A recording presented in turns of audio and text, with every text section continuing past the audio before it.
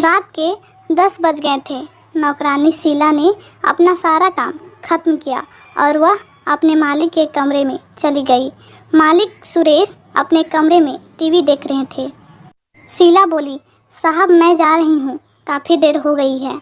साहब अपनी नौकरानी की चिंता करते हुए बोले, शीला ज़रा सावधान जाया करो, आजकल रात में अकेले जाना सही नहीं है।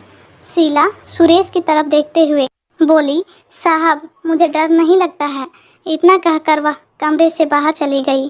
कुछ देर बाद सुरेश उठा और दरवाज़ा बंद करके बिस्तर पर लेट गया। सुरेश की उम्र लगभग 50 की होगी। उनके परिवार में एक बेटा और एक बेटी थी।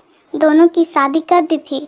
उनका बेटा मुंबई में अपनी पत्नी के साथ रहता था।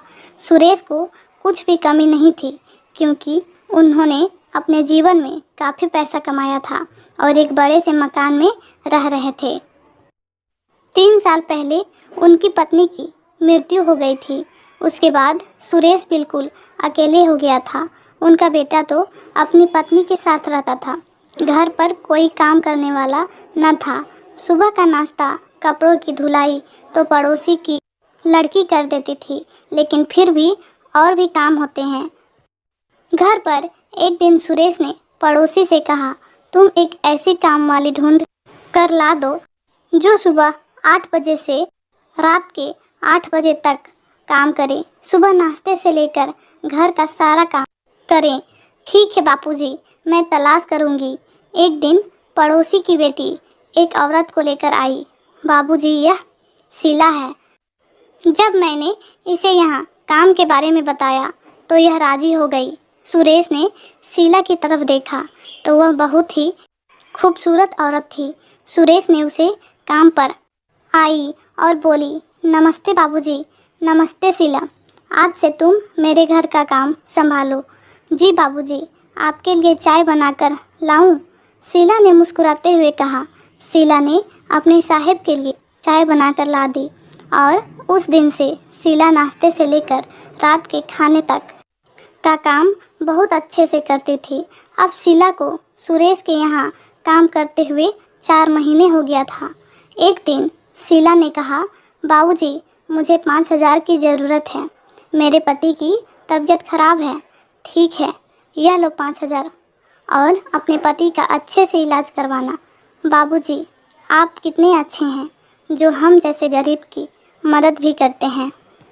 कुछ दिन के बाद सुरेश का दोस्त मोहन घर पर आया। वह उनका पुराना साथी था। शीला चाय नाश्ता लेकर आई। मोहन ने शीला को देखा तो अपने दोस्त से कहा, यार तेरी काम वाली कितनी खूबसूरत है। तुम इसके साथ मज़े लेते हो या नहीं? नहीं, मैं उस तरह का नहीं हूँ। सुरेश ने हाव भाव मन से कहा, यार तेरी जगह में होता तो इससे खूब मज़े लेता। कुछ देर बाद मोहन वहाँ से चला गया। रात खाना खाने के बाद सुरेश सोफे पर बैठा था। उसके दिमाग में मोहन की बातें घूमने लगी। तभी शीला भी कमरे में आई और बोली, बाबूजी लगता है आपकी तबीयत खराब है। हाँ, मेरे सिर में हल्का सा दर्द है।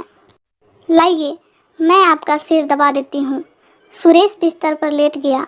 शीला सिर दबाते हुए बोली, बाबूजी यह सिर दर्द ज़्यादा सोचने से होता है। कुछ देर सिर दबाने के बाद सुरेश ने शीला का हाथ पकड़ लिया और उसको भी बिस्तर पर लेटा दिया। करीब 2 घंटे के बाद शीला ने कहा, ठीक है बाबूजी, अब मैं चलती हूँ।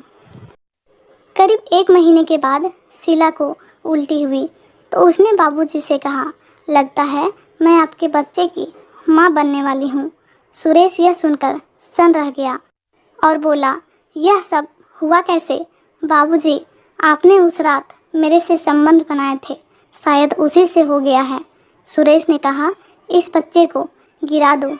नहीं बाबूजी, मैं अपने बच्चे को पाल पोस कर बड़ा करूँगी और इसे बताऊँगी कि इसका बाप कौन है और आपकी जायदाद का वारिस यह बनेगा। मैं सारी दुनिया को बताऊंगी कि यह बच्चा आपका है। यह सुनकर सुरेश पसीना पसीना हो गया। वह तो शीला को बड़ी भोली भाली समझ रहे थे, पर यह तो तेज निकली। सुरेश को ही जाल में फंसा दिया। सुरेश ने कहा, जो होना था वह हो गया। अब यह बताओ, इस मुसीबत से बचने के लिए कितने रुपए लोगी? बाबूजी, आप सिर्फ 3 लाख दे दो। क्या कह रही हो? सुरेश चौंक कर बोला, बाबूजी, उस रात तो आप पागल हो गए थे।